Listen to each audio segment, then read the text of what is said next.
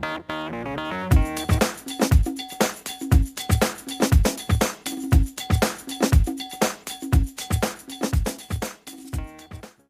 you just touched on a favourite question of mine, which is, it's a bit of old news, which is, there are several hundred different cultures in this world, and the reality is there's only one form of leadership or one culture that is used to decide leadership theory and practice, and that's Western.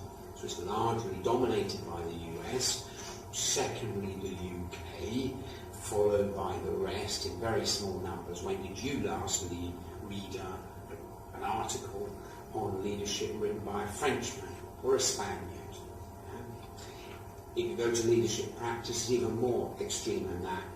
If you go to New York, you go to London, there's a standard practice applied.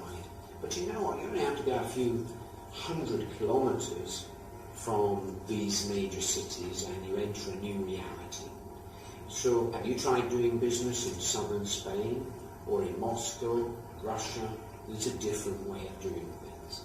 So one of my main concerns is that if we look at where our theory about effective leadership and management comes from, it's led by the West and it's designed out of a very specific culture which has no relevance often to the cultures, say for example, in the Middle East. Arab culture is very different. It has a similarity to the Spanish culture, and there you can see the differences. One of my favourite questions when doing leadership programs in various countries in the Middle East, especially if I've got a group of HR managers, and I'd say, right, okay, you know all the theory, don't you? And they'll go, yes, we've been to Harvard, we've been to Bidder. And I'd say, there's only one trouble, isn't there? And they go, I'm not sure, what's he on about? And I'd say, the trouble is none of it works, does it? And if they were honest, and they're HR directors of large concerns, multinational companies, they'd say, yes, none of it works out here. And the reason is very simple. It's a different culture. There are different ways of doing things. Some of the principles are the same in any culture, but you know what? The practice is very different. The way it's done is very different. And therefore, any leadership theory and practice and training and development that we apply has to be customized to meet the region's needs. And I don't believe it is. I have lost count of how many people I've seen going to the best business schools in the world, the Harvards, the INSEADs, and London business schools. And you know what? I don't see any difference. Why? Because they couldn't take even 5% of that and apply it to this culture. Because the reality is a totally different reality.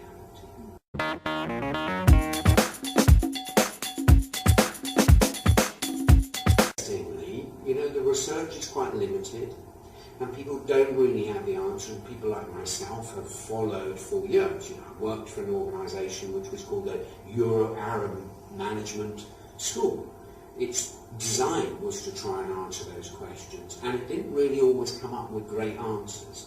But what I'm going to say is, to keep it kind of simple, is that here you have a very different approach to things, which is based on position, is based on relationships, much more so a kind of intense level of relationships, and is also much more about the vision. So as a leader, I'm required to present a vision, if you like, as the father figure, and that vision becomes very powerful. You have great examples here in the UAE.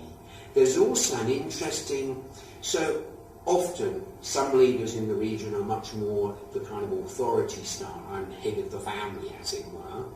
But there's also an interesting element to leadership here, which is there's much more of a grassroots leadership. So individuals appear as leaders almost from the bottom up.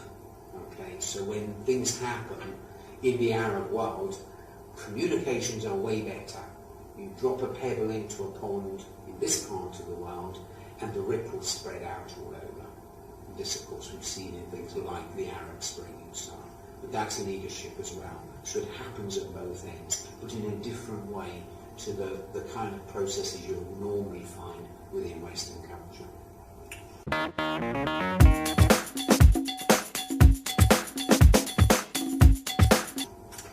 Great question again, and particularly if we take the UAE, there are really a number of issues there that every single leader of any organisation has to face. And I think the number one is engagement of the entire workforce. You need to get maximum productivity out of the workforce, which is a very diverse cultural workforce. It's made up of many nationalities, and many of those people are not there because they want to be there. So as a leader, I have to somehow capture their energy, their enthusiasm, their commitment to the organisation to deliver the results. I think Emiratisation is a critical issue. It's probably number one in the medium term. So ultimately, we have to accept as leaders that every single national should be, as I say, gainfully employed. In other words, it's the same issue as engagement. They need to be using their talents in the best form and the best way possible. Okay? And as a leader, that's a responsibility, whatever organisation you're working in. And the third one is just the fast pace of things. And this is global.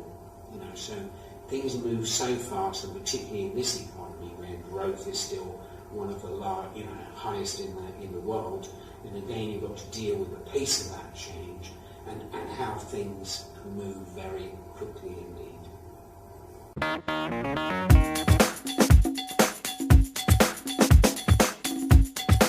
Again, really interesting question, and my answer is a simple one: critical. They're number one, they're paid the highest, and they also have the highest responsibility for the organisation. The buck stops with them. And what's really interesting is in engagement terms, how committed an individual employee, even at quite a low level, is more powerfully influenced by the leaders, the top team, than their immediate manager. And the reason's simple: the top leaders, by walking the talk, by actually exemplifying what good leadership is about, have more impact than people who are immediately around them, colleagues, their manager, and so on. And that's a profound fact. So your leader running an organisation with 60,000 people is having a huge impact by their behaviour, their actions, their words. And therefore every leader has to take that responsibility on. The way they are seen by every single employee, the messages they send on a daily basis, and they haven't got any time to relax and let it slip. They are on show 100% of the time, and they're paid to do that. And their role can make or break the company. What's interesting is sometimes CEOs are not made for the company. They're having no good effect on it, and it often takes an organisation quite a long time to work that one out. So in my view, organisations need to learn to be much faster responding to a person who's a great leader for our organisation. And you can be a great leader for one organisation and a terrible leader for another. Again, organisations need to learn fast and realise that this individual may not be suited for us, may not be able to deliver the goods, and please can we move on?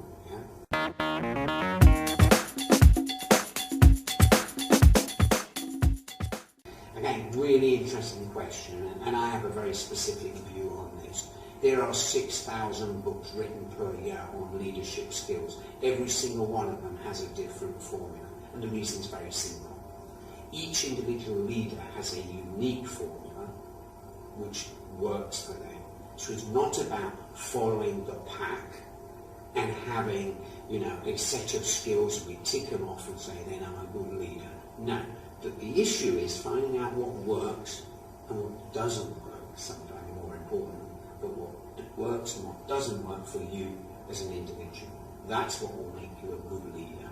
But the set of skills that are required are sophisticated, and again, kind of referring to our kind of research through Blessing White, 40 years of work that's gone into that, and from London Business School, I've got a very simple framework which kind of says, you know, look, all leaders, whatever skills they have, need to do a number of things. They need to be able to meet the needs of their followers, the people within their teams. So it's two sides of a coin. You have leadership, but you also have team working. And a leader needs to look after their team, meet their needs, meet their deepest motivation. Yeah? They need to provide the support, the help that allows those teams to work really well. And they do it by a number of ways. First of all, they've got to build a sense of community. Okay? In other words, it goes beyond just doing the job. We have a community, we have work to do.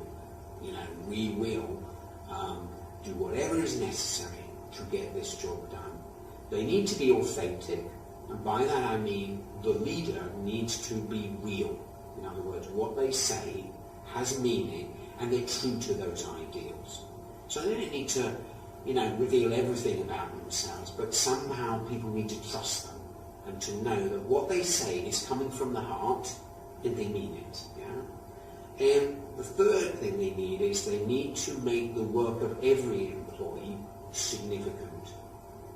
Okay? In other words, I may be quite low in this organisation, but I understand what this organisation is about, and I'm quite excited, and I know the work is important. It's significant. My role is significant. If they can do that with every single employee in the organisation, it will work. And the last one related to that is a sense of excitement. Successful companies are exciting places to work. Okay? And a leader is critical in doing that. They need to create and engender a sense of urgency, real excitement about what we are doing here, even if we're making cement or cars. It's the job which is being done is important, and the way we're doing it is exciting. Right? If you can do those four things, so community, authenticity, significance, and excitement, then you are going to be pretty successful as a leader.